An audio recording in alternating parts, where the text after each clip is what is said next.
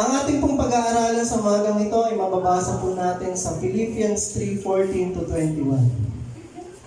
Basahin ko na po sa English version, NIV. I press on toward the goal to win the prize for which God has called me heavenward in Christ Jesus. Hindi ko po napansin na medyo related po pala ito para sa mga nagsipagtapos. Yung may tinatawag na moving up, no? Yung mga, ito po ay may title na Moving Forward. And verse 15, all of us then who are mature should take such a view of things, and if on some point you think differently, that too God will make clear to you. 16, only let us live up to what we have already obtained. Join together in following my example, brothers and sisters, and just as you have us as a model, keep your eyes on those who live as we do. For as I have often told you before, and now tell you again even with tears, many will live as enemies of the cross of Christ. 19. Their destiny is destruction.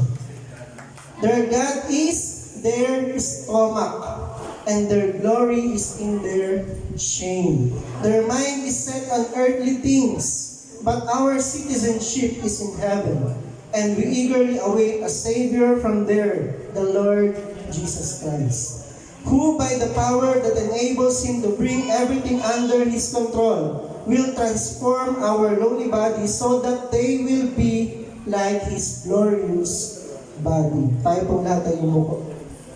Panginoon, salamat po sa iyong mga salita. Purihin ka, Panginoon, at alam namin na meron kang inihanda para sa amin sa umagang ito na bagay na nais mong ituro at ipahayag sa amin. Tunay nga, Panginoon, na amin pong kinikilala ang iyong presensya sa umagang ito. At nais namin pasalamatan ang iyong banal na Espiritu na tumutulong sa amin upang maunawaan ng salita. Ito po ang aming samang dalangin sa pangalan ng Panginoong Hesus. Lahat po ay magsabi ng Amen. Amen. Palapan natin muli ang Panginoon. Yung malakas na palakpak po para sa Panginoon. Alam ko pagod na kayo makakapalakpak, makaka-congratulate sa mga graduate. Alaman lang daw pansin. Many people fail to move forward in their life because of many reasons. Pero bibigyan ko lang po kayo ng 4. Bakit nagfe-fail tayong mag-move forward?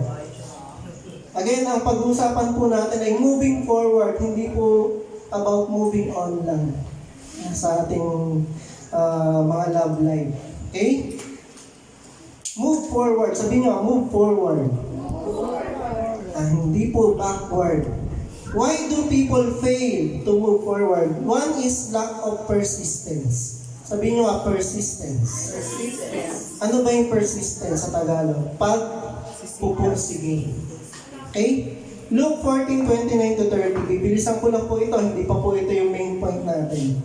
For if you lay the foundation and are not able to finish it, everyone who sees it will ridicule you. Sa Tagalog, pagtatawanan kayo. Saying, this person began to build and wasn't able to finish. Nakakita na kayo ng tao na puro simula. Magaling sa simula. Meron tumutugtog, magaling sa intro. Alam na mga musician niya, ang galing sa intro. Pero walang hatapos na kanta. Hirap tumapos ng kanta. May goals naman po ang karamihan sa atin. Anong sabi doon sa verse 14? I press on toward the goal to win the prize. Halos karamihan po sa atin, pag tinanong mo, may pangarap ka sa buhay, tama? Meron kang gustong marating. Ang kulang po natin ay yung tinatawag na persistence o yung pagpupursige. Anong sabi ni Pablo? I press on. Sabihin mo, press on. Press on. Siya po ay nagsusumikat na marating yung kanyang tinatahak. Amen? Yung nais po niyang maabot. Ang problema lang po, no? Sabi nga, karamihan may goals. Ang problema yung pagpapatuloy. Sabi niyo kapag pagpapatuloy. Kung minsan magaling lang po tayo sa simula, pero katagalan, humihinto po tayo sa maraming kadahilanan. Lahat ba kayo na nag-enroll ay gumraduate. May naalala kayong kaklase nyo na hindi nagtapos. Di ba? Maraming reason. Di ba? May personal reason. May iba tinamad lang. May iba ayaw na talagang mag-aral. Di ba? Ano yung mga dahilan? Katamaran, nabapagod, nawawalan ng gana, at kung ano-ano pa. Maraming bagay ang ating idinadahilan. Bakit hindi po tayo nagpapatuloy na maabot yung ating goals? Amen? Last Sunday, ang na-discuss po ni Pastor ay about new change. Di ba? Sabi niyo, new change. Di ba? Every year, meron tayong New Year's resolution. Hanggang simula lang. This year talagang magpapapayat na ako. Hindi na ako kakain ng marami. Anong nangyari, kapatid? Diba? Naging by schedule na lang. Diba? Ay pag ano na lang, pag wala talaga akong pera, doon na lang magdadayat. Ayan, di ba? Kasi wala tayong persistence. Hindi natin na-achieve yung ating goal. Kaya kung nais mo makamove forward, kailangan mo ng persistence. Number 2, lack of vision. Sabi nyo nga, vision. Proverbs 29:18. Tandaan po natin itong mga verses na ito. Napakaganda po ito. Where there is no vision, the people perish. But he that keepeth the law, happy is he. Kapag wala daw pangitay ng isang tao, they perish. Sa Bible, ang meaning po ng perish, nagkakagulo. Nagugulo yung buhay. Nagugulo mihanan. Yan yung taong walang vision. Nasubukan nyo na bang bumiyahe ng sobrang lakas ang ulan? Yung talagang zero visibility. Hindi po ba ang bagal lang ng takbo natin? Bakit? Kasi hindi mo alam yung makakasalubong mo. Tama? So marami pong nadidisgrasya kapag zero visibility. Ganon din po sa buhay natin. Hindi tayo makakamove forward hanggat hindi natin nakikita ng malinaw yung pupuntahan natin. Kung minsan nasa harap mo na hindi mo pa makita. Why? Because you lack vision. Wala kang makita. Ano bang meron dyan, di ba? Wala na akong makita pang future sa bagay na yan. Ano pang saysay niya, di ba? Para saan ba itong pag-aaral na to? Para saan ba itong ginagawa ko? Tama? Yun po yung vision. Hindi po tayo makaka-move forward kung hindi po natin nakikita yung hinaharap natin. Kung minsan mas gugustuhin mo pang bumalik sa pinanggalingan mo kasi hindi mo makita yung pupuntahan mo. Ganyan din po ang nangyari sa mga Israelita. Hindi nila makita ang pangitayan ng Diyos sa kanila. Kaya mas ginusto po nilang bumalik sa Ehipto. Sabi nila, mabuti pa dun sa Ehipto, kumakain kami ng masarap. Kaysa naman dito, namamatay kami sa gutom. Kasi hindi po nila makita yung vision nung lupang pangako sa kanila ng Diyos. Maraming beses po nangyari sa kanila yun. Sabi nila, nung sila naman ay napunta doon sa Mount Horeb, okay na dito, maganda na rito, maayos na rito. Baka ito na yung promise ng Lord para sa atin. Minsan meron din tayo mga Mount Horeb. Kala mo yan na yung promise ng Lord para sa'yo, pero hindi pa pala yan. Testing lang pala sa'yo yan. Amen? Meron talagang lupang pangako ang Diyos para sa atin. Yun yung buhay na ganap at kasiyasiya. Amen? So that is number 2, lack of vision. Number 3, lack of maturity. Sabi nyo maturity. Tingnan mo yung katabi mo, mature na ba yan? Mamukha pa rin yung isip bata. May chupon pa rin sa bibig. 1 Corinthians 3 verse 2, I gave you milk, not solid food, for you were not yet ready for it. Indeed, you are still not ready. Sa Bible, pag inuulit po, ibig sabihin, importante. Binibigyan ng emphasis. Sabi doon, you are not yet ready. Indeed, you are still not ready. Kung minsan kaya hindi po tayo makamove forward dahil hindi pa tayo matured enough for that kind of blessing in our life. Lord, sana magka 1 million ako. What if ibigay nga sa ng Lord, ano kayang gagawin mo sa 1,000,000? Diba? Ready ka na ba talaga for 1,000,000 pesos? O baka lalo kang mapahamak dahil dyan? Amen? So hindi pa ibinibigay ng Lord sa atin because we are not yet ready. Hindi pa tayo makamove forward. We are not yet matured enough. Hindi pa tayo ready sa next level ng buhay natin. Hanggang ngayon, matitisorin ka pa rin. Hanggang ngayon, madali ka pa rin ma-offend as a Christian. Anong sabi ng Bible? Diba? You will be hated by all for my name's sake.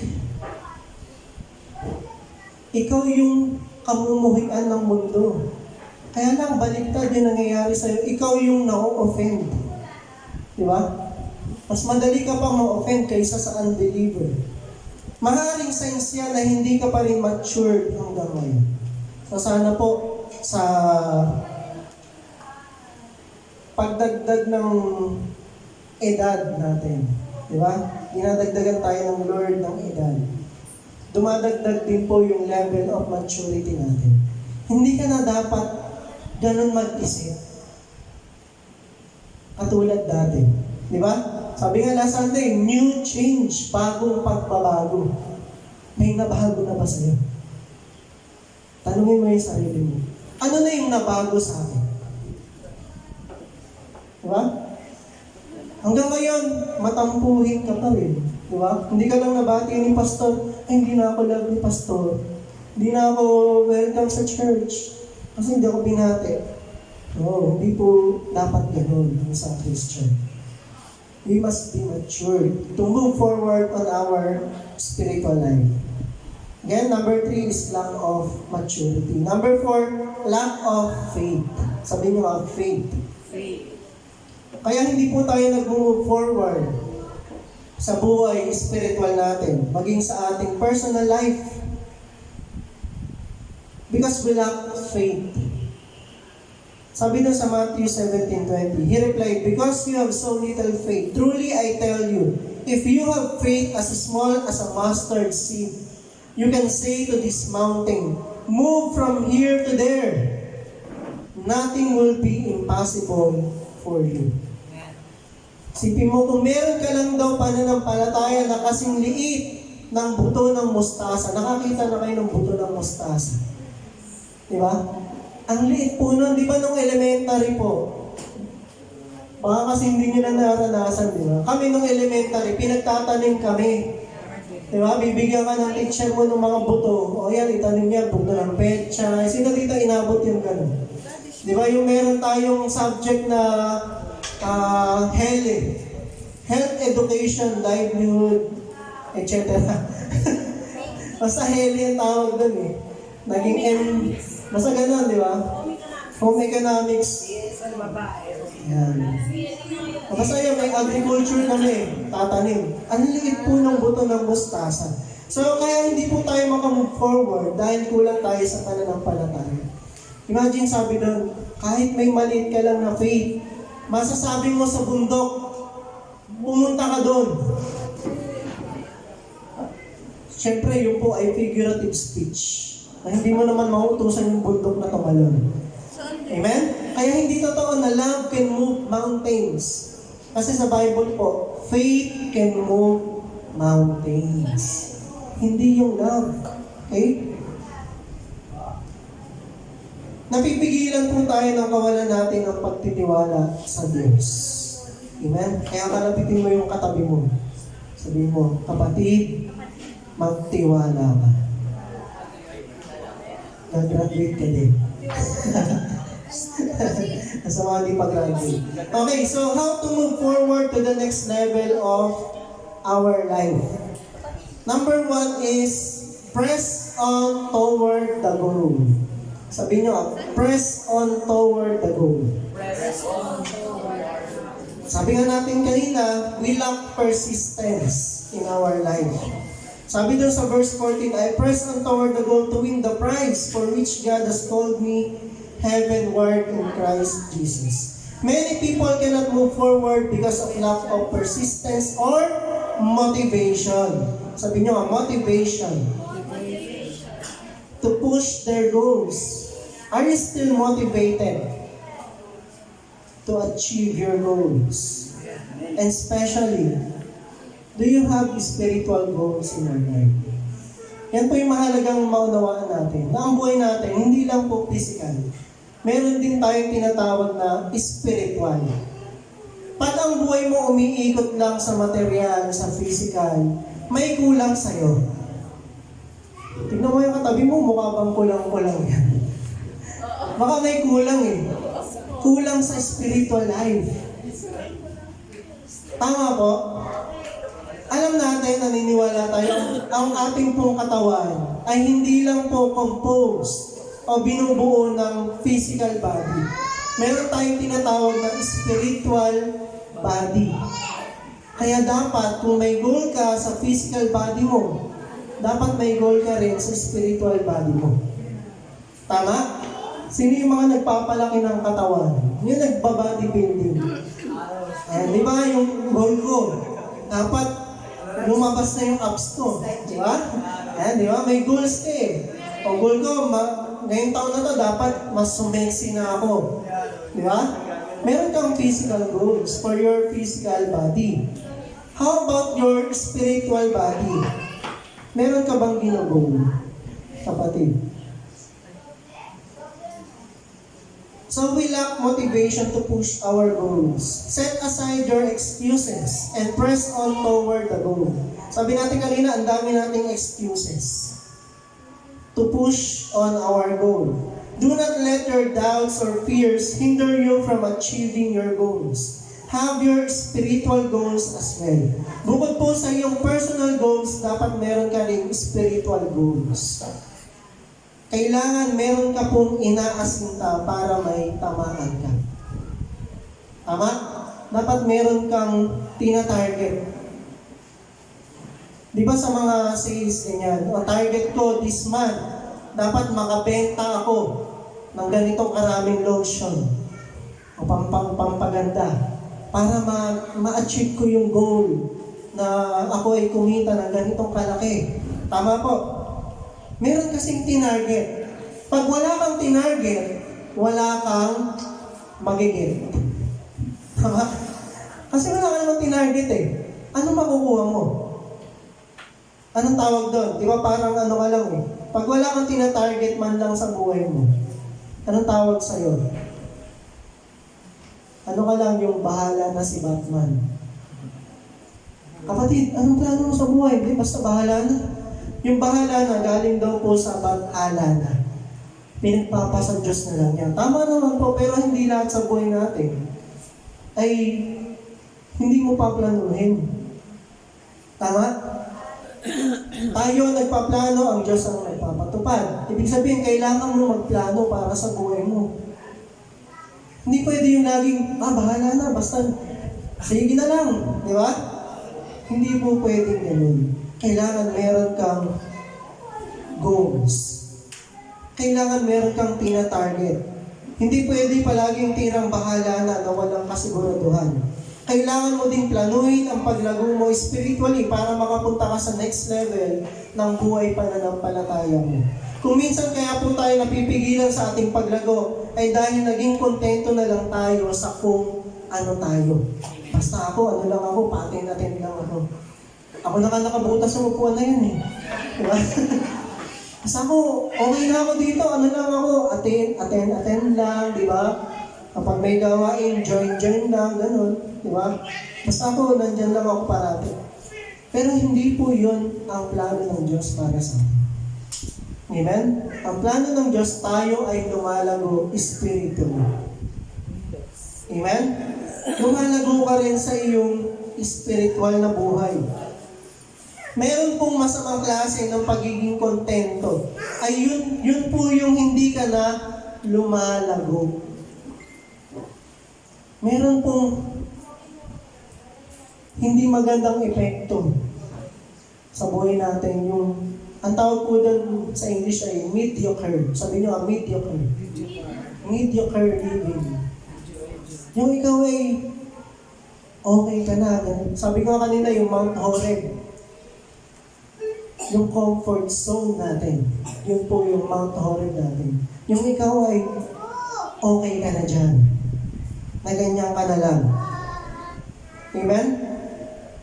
Tama po na makontento tayo sa kung anong meron tayo ngayon. Ibig sabihin, hindi ka nagre-reklamo sa Diyos. Tinatanggap mo ng may pasasalamat ang mga biyaya na ipinagkaloob sa iyo ng Panginoon. Subalit, hindi na isang Diyos na manatili ka na lang sa ganyang kalagayan. Gusto ng Diyos tayo po ay lumalago. Tayo ay umaasenso. Maging sa ating buhay espiritual. Amen? Ang gusto niya, umasenso tayo maging sa ating espiritual na buhay. Kaya ano sabi niya? Meditate on my words day and night. Kasi yan yung magpapalago sa atin spiritually. Kaya sabihin mo sa katabi mo, galaw-galaw kapatid. Kumilas ka at abutin mo ang mga layunin ng Diyos para sa buhay mo. Magkaroon ka ng malinaw at tiyak na goals na nais mong marating sa buhay. Meron pong dalawang klase ng action na pwede mong gawin or response. You can be the objective type or the subjective type. Pag sinabing objective, meron kang malinaw na basihan. Tama? Ito talaga yung gusto ko. Ito yung mararating ko. Ano naman yung isa, yung subjective? Pag sinabing subjective, nakadepende ka lang. Depende ka sa sitwasyon. Pagka itong pagka yung crush ko, hindi na pumasok, hindi na rin ako papasok. Diba? Yun po yung subjective. Pero pag ang isang tao objective, ano man ang mangyari, hindi siya kayang pigilan na marating yung gusto niyang marating. Amen? Sometimes it is also called proactive and reactive. Pag proactive naman, ikaw ay may kusa. Pag reactive, nakadepende ka na.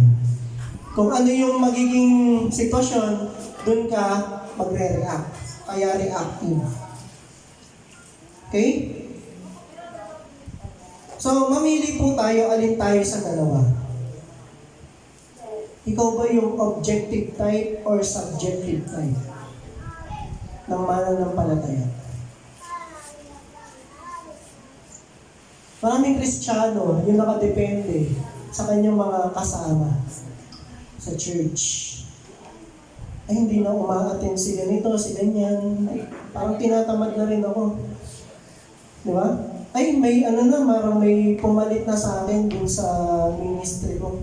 Parang meron nang ipapalit sa akin si pastor. Lipat na lang ako sa ibang church. Di ba? So, you are being subjective type of Christian. Parang hindi naman ako bine-bless sa church na yan. Hanap ako ng ibang church na mabibless ako. So kapatid, huwag tayong maging subjective. Instead, we must be the objective type of believer. You press on toward the goal. Sabi nga ni Pablo, meron bang nananakbo na palingon-lingon sa likod? Di ba wala? Pag ikaw ay mananakbo, wala ka nang pakialam dun sa nasa likod mo. Dapat ang tingin mo sa harap. Kaya nga sabi doon, heavenward in Christ Jesus. Ibig sabihin, meron kang direksyon na patutunguhan. Amen? Magkaroon ka ng malinaw at tiyak na goal sa nais mong marating. Ginagawa din po yan sa secular world. Kaya lumalago ang isang kumpanya dahil meron po silang nakaprogramang mga tunguhin. Di ba? Hindi lalago yung isang kumpanya na wala silang sineset na goals para sa kanilang kumpanya. Meron bang kumpanya, basta na lang yan. Di ba? Basta nag-i-exist na lang yan, di ba? Basta nakaka-survive, okay na yan. Magugulat ka isang araw, wala na yung kumpanya mo. Marami pong negosyo ang nagsara dahil sa ganyan. They failed to plan for their company. At ganoon din sa buhay natin. Pagka tayo ay nagpe-fail, na iplano, isaplano ang buhay natin. May kasabihan nga, failure to plan is planning to fail. So you need to plan even your spiritual life. Naisip mo na bang magplano para sa ikalalago ng spiritual life mo? Basta paano po yun? For example, sa pinaka-simpleng paraan, nagpaplano ka bang magbasa ng Bible every day? Sinasama mo ba sa schedule mo yung pagbabasa ng Bible? Ay, ganun pala yun. Diba? Kailangan pala i-schedule din yun. Yung pagpe-pray, diba? Yung pag-win ng souls, pag-evangelize. Yan po yung mga nanineglect natin sa buhay natin. Kaya hindi po tayo lumahan. Hindi tayo nag-move forward. Kung hindi po nila yung gagawin sa secular world, hindi mapupush na kumilos yung bawat isa. Kaya nga meron silang tinatawag ng quota. Diba? Alam niyo yung quota? O ikaw, ito ang quota mo, lalo na sa sales. Pag hindi po nila ginawa yon, yung kanilang empleyado, petiks-petiks na. Wala namang quota eh. Diba? Hindi, walang push, walang motivation. O pag na-reach mo tong quota mo na to, meron kang, ang tawag doon, meron kang bonus. Diba? Meron kang incentive. Yan. So, para ma-push yung kanilang employees. So, we need to have the persistence to move forward in our spiritual life. Pangalawa po, have a clear vision. Sabi nyo nga, clear vision. Sabi dun sa verse 15, all of us then who are mature should take such a view of things. And if on some point you think differently, that too God will make clear to you. Amen? Parang sinasabi nun kung if on some point you think differently, parang iba ka kung mag-isip, lilinawin din sa'yo ng Panginoon yun. Sabi dun. Okay? Who are mature should take such a view of things. Magkaroon po tayo ng malinaw na pangitay ng vision para sa ating buhay upang makamove forward po tayo. Mahirap gawin ng isang bagay na walang malinaw na plano. Tama? Kaya nagiging maayos ang pagtatayo ng isang bahay dahil meron itong maayos na plano. May blueprint. Si Brother Dave, alam mo yan. Si Pastor. Diba? Kahit nga yung gagawa ka lang ng simpleng cabinet eh. Kasi i-drawing mo yan, di ba? Yung mga sukat niyan. May plano. Pinag-isipang mabuti ng isang arkitekto kasama po yung nagpapatayo ng bahay. Yung plano ng bahay. Tama? Pag-iisipan mo talagang mabuti. Hindi ka basta lang, sige, basta matayo na yan, okay na yan. Tingin nyo matutuwa ba yung may-ari ng bahay? Ano nangyari pala, di ba? Hindi niya nagustuhan yung itsura ng bahay niya. Pagbukas mo pa lang ng main door, CR na kagad. Ay, CR pala to. Nakakalito, di ba? Parang puzzle yung bahay. Ba't ito dito na pwesto? Di ba dapat dito yan? Di ba? So ba yung kwarto mo? Nandun din yung kusina. Mahirap po yung gano'n, di ba? Mag-aamoy ulam ka. So, kailangan po ng masusing pagpaplano, ng maingat na pagpaplano.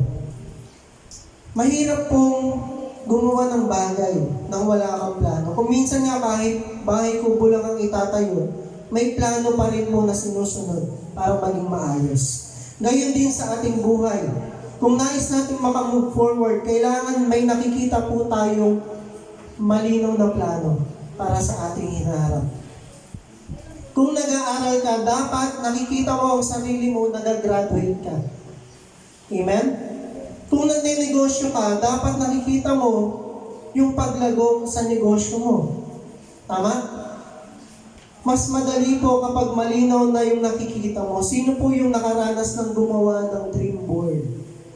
Kasi kami doon sa company namin, sa ProLife, pinagawa po kami ng dream board ng manager namin.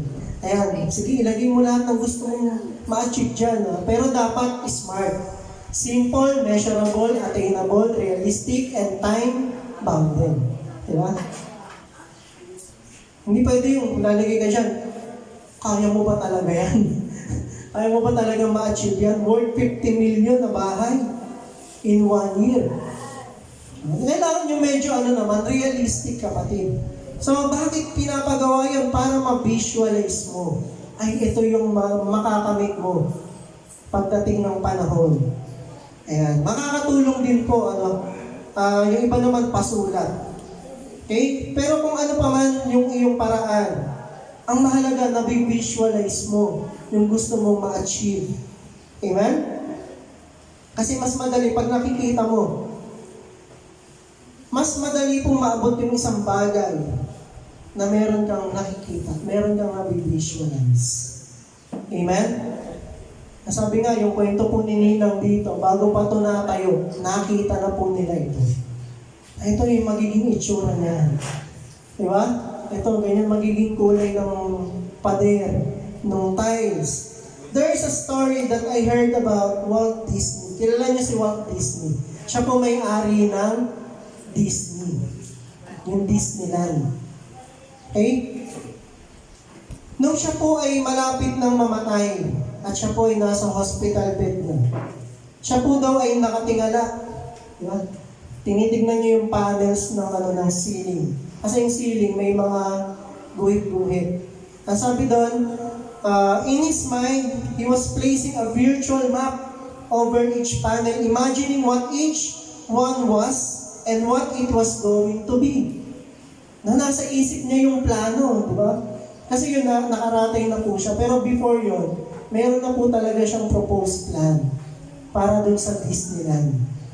Sabi doon sa story, he shared this vision with his wife, Lillian, yun yung pangalan ng asawa niya, and his brother, Roy. Si Roy po yung nagtuloy nung pagpapatayo ng Disneyland. Kasi namatay po siya 5 years before naitayo yung Disneyland. So years later, at the opening of Walt Disney World, 5 years later, a reporter asked Lillian, yung asawa ni Walt, what she thought Walt would have said if he could have seen this. And she replied, yes, he did.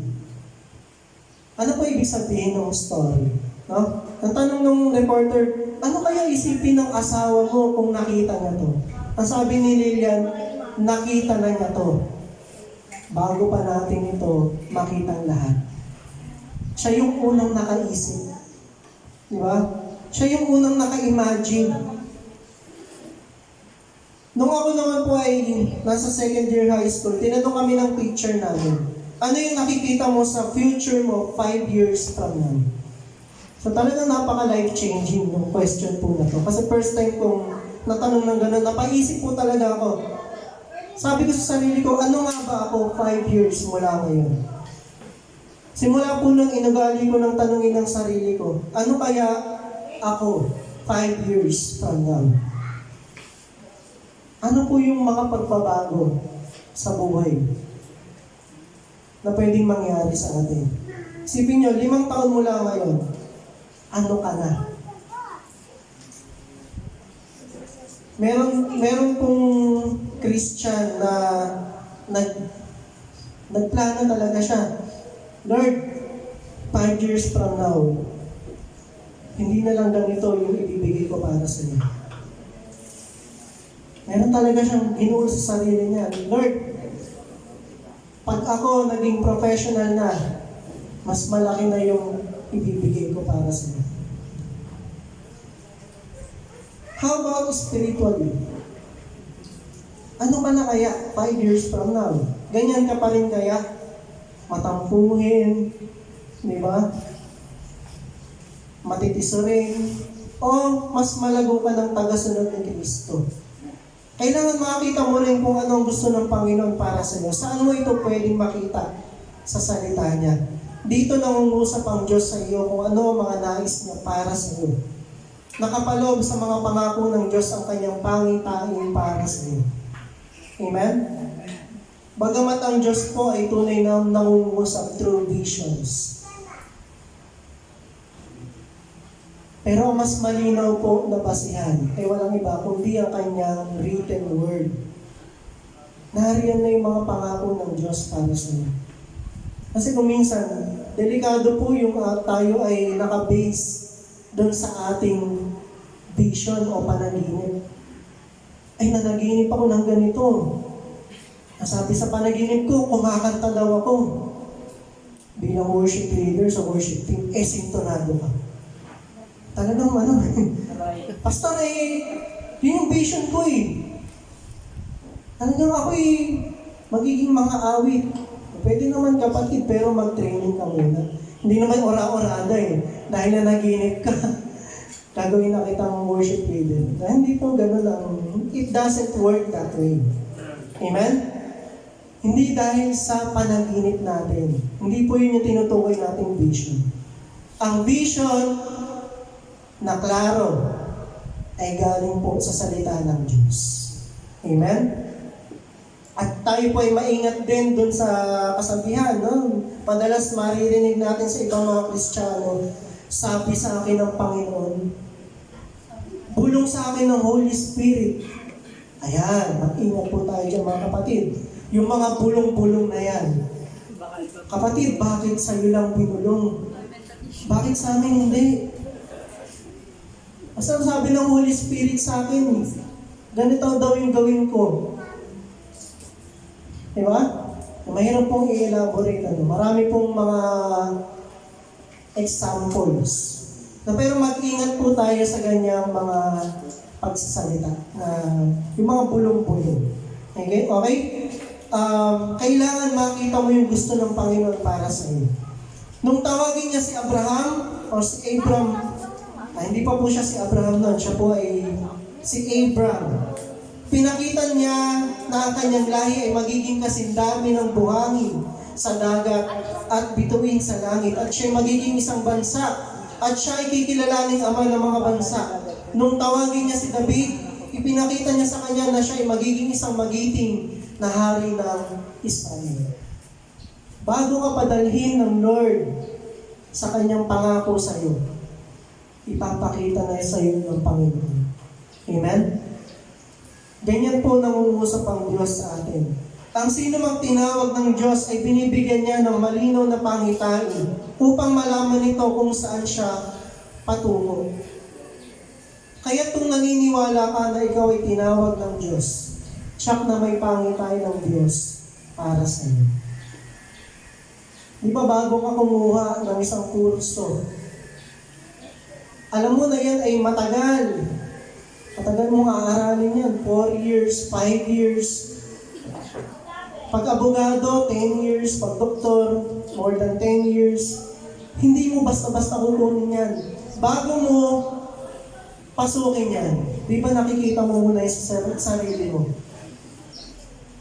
Ako ay magiging isang inhinyero. Ako ay magiging isang doktor. Ako ay magiging isang teacher. Tama?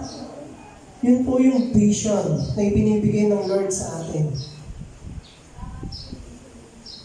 Ang problema na lang, yung hindi mo pa ito nakikita ng malinaw. Ano bang pangunahing pangitain ng Diyos para sa atin? Yan ay ang mapunta tayo sa langit. Ang tayo ay mapasapiling niya magpakailanman. Kaya nga sabi ni Apostol Pablo, dun sa ating binasa, but our citizenship is in heaven, and we eagerly await a Savior from there, the Lord Jesus Christ. Sabi mo sa katabi mo, hindi ka panglupa, kapatid. Panglangit ka. Ngayon pa lang, pinapakita na ng Lord sa atin, hindi tayo panglupa lang. Meron tayong buhay na nag-aantay sa kalangitan, sa piling niya. Ano naman ang pangitain ng Diyos para sa mga hindi mananampalataya sa Kanya? Sabi doon sa verse 19, their destiny is destruction. Their God is their stomach. Kapatid, kasalanan ang maging patay gutom. Gluttony is a sin. Ang Diyos mo ay ang iyong sikmura. No, nabubuhay ka na lang para kumain. Puro makain. Kamusta na yung spiritual life mo? Malnourished na. Their mind is set on earthly things. Their glory is in their shame. Yung mga tao ngayon, tuwang-tuwa pa pag may ginagawang kahihiyan. Proud pa sila. Kaya ngayon daw ay Pride Month. Di ba? So yun po yung nakakalungkot. Kapahamakan na nag-aantay para sa mga magiging kaaway ng Diyos. Pangatlo po, be mature. Bilisan ko na lang po. All of us then who are mature should take such a view of things. Being matured is not about the number of years that you have spent. Hindi dahil ikaw ay matagal ng Kristiyano, ibig sabihin matured ka na. Tama? Sabi nga, may nauuna na nauhuli. May nauhuli na nauuna. Kasi ang maturity, wala po sa tagal. Bagamat yun po ay pwedeng maging factor, pero hindi po yun nakasalalay lang doon. It is about the number of learnings that you have attained. A person who never learns will never grow. Hindi po nagmamature yung taong walang natututunan. How to be mature in your faith? Have someone to disciple you. Magpa-disciple ka na, kapatid. Join together in following my example, sabi sa verse 17. Brothers and sisters, and just as you have us as a model, parang sabi ni Paul, imitate me as I imitate Christ. Because that is the true model of discipleship. Kung gusto mo talagang lumago bilang Kristiyano, kailangan mo magpa-disciple. Kailangan may pinanunundan ka. Hindi pwede na gusto mo maging malago, pero matigas ang ulo mo.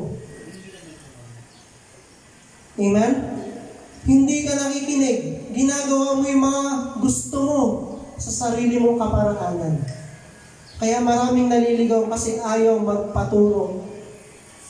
Sinabi na nga, huwag doon dadaan, doon pa rin dumaan. Ano nangyari? Nagkaligaw-ligaw. Ano kadalasang sinasabi natin? Diba? Matuto kang magpaturo. Kung ayaw mong maligaw, ano sinasabi natin? Alam ko na yan. Narinig ko na yan. Si pastor paulit-ulit. Diba? Kapag ganun po ang attitude ng isang Kristiyano, that is a sign that he is not yet matured spiritually. Pag siya ay naiinip sa pangangaral ng salita ng Diyos, hindi niya matagalan yung preaching. At siya ay nagre-reklamo. Narinig ko na yan. Paulit-ulit naman, di ba? Yan po ang sign na hindi po yun matured na Kristiyano. Maling attitude. 1 Corinthians 3 verse 2, I gave you milk, not solid food. Hebrews 5 verse 12, in fact, though by this time you ought to be teachers, you need someone to teach you the elementary truths about God's Word. All over again. You need milk, not solid food. Kaya paulit-ulit sa si pastor kasi hindi mo pa rin sinusunod. Di ba ganyan yung nanay? Pag ayaw mo talagang makinig, uulitin na naman sa'yo. Di ba? Kasi makulit ka. Baka hanggang ngayon, panggatas ka pa rin. Hindi ka pa rin pwede sa karne. Ibig sabihin, hindi ka pa rin nagmamature. Hanggang ngayon, matampuhin ka pa rin, palaaway ka pa rin, lagi ka pa rin may kaaway sa church.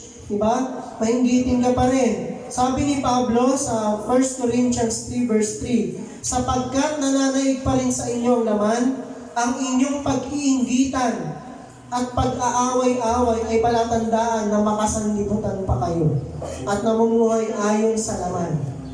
Pag ang isang Christian mainggitin at mahilig makipag-away, lalo na sa social media. Diba? Matapang lang sa social media, pagkaharap mo, wala na, tamay-may na. Diba? That is a sign na hindi pa siya mature. Dapat, by this time, marunong ka na magtimpi, marunong ka na magpatawad. Baka hanggang ngayon, hindi ka pa rin marunong magpatawad, hindi ka marunong magpakumbaba. Hanggang ngayon, hindi ka pa rin nagpapadisciple. Diyan po nakikita kung tunay ba tayong lumalago sa Panginoon. Hanggang ngayon, palipat-lipat ka pa rin ng church, wala kang mapirmihan. Kapatid, that is a sign you are not yet mature spiritually. Hindi tayo makakarating sa next level ng buhay natin kapag ganyan ang ating attitude. At pang-apat, panghuli po, have a heavenly mindset. Sabi nyo nga, heavenly mindset. Heavenly mindset. Ayan, binasa ko na po kanina, but our citizenship is in heaven. Pansin niyo po dun sa verse 21, may transformation na mangyayari. Ibig sabihin, may next level na mangyayari sa iyo. Mapapalitan ng ating katawang panlupa ng katawang panlangit. Kaya kapatid, huwag mong pakamahalin yung katawan na yan dahil hindi po yan permanent. Hindi natin sinasabi na huwag mo nang mahalin, pero huwag lang yan ang pagtuunan mo ng pansin. Kahit ilang chinchunsu ang ubusin mo dyan, hindi na nila alam. Ipampaganda yung mga kolorete, kahit umubos ka ng pagkadami-daming make-up, retoke, babalik at babalik yan sa alikabok. Hindi mababali ang salita ng Diyos. Amen. Wala pong fountain of youth. Hindi po totoo yun. Ang totoo po ay ang salita ng Diyos. Hindi to permanente. Kapatid, huwag ka dyan mag-focus. Ang pag-isipan mo, saan mapupunta yung kaluluwa mo? Pag humiwalay na yan sa katawang panlupa mo. Amen? Sige po, pag-isipan natin, alin ang mas dapat nating pagtuunan ng pansin? Itong katawan na ito na mabubuhay, maximum of 100 years plus. Talagang sagad-sagad na po yan, hindi na po lalagpas talaga. Sa more, talagang umabot ka pa ng 200 years. O yung katawan mo na spiritual, na pang-eternal. Alin ang mas dapat mong pagtuunan ng pansin? Ngayon, palaging sinasaisip mo, dapat na hindi ka pang lupa. Ikaw ay panglangit. Doon ang tunay nating tahanan at buong tiyaga nating inaantay ang muling pagbabalik ng ating Panginoong Hesus. Ano mang oras siya dumating, nakahanda tayo. Tanungin mo yung katabi mo, nakahanda ka na ba, kapatid? Kahit na hindi mangyari sa buong buhay natin yung second coming ng Panginoon, after nating mamatay, saka siya dumating, ang mahalaga, nakahanda po tayo. Kasi walang nakakaalam kung kailan po siya ulit babalik. Sabi sa Bible, para siyang magnanakaw. May nakita na kayo magnanakaw na nagpaalam, uy, mamaya nanakawin ko yung cellphone mo. Papasok ako sa bahay mo. May nagpaalam na bang magnanakaw? Wala. Biglaan po yun. Matthew 24, verse 42 to 44. Therefore, keep watch, because you do not know on what day your Lord will come. But understand this, if the owner of the house had known at what time of night the thief was coming, he would have kept watch and would not have left his house be broken into. So you also must be ready, because the Son of Man will come at an hour when you do not expect Him. Alam niyo kung sino ang mas dapat nating katakutan? Hindi po ang mga demonyo. Kasi sila, paparusahan din. Sino ang mas dapat nating katakutan? Ang Diyos. It is a dreadful thing to fall on the hands of the living God.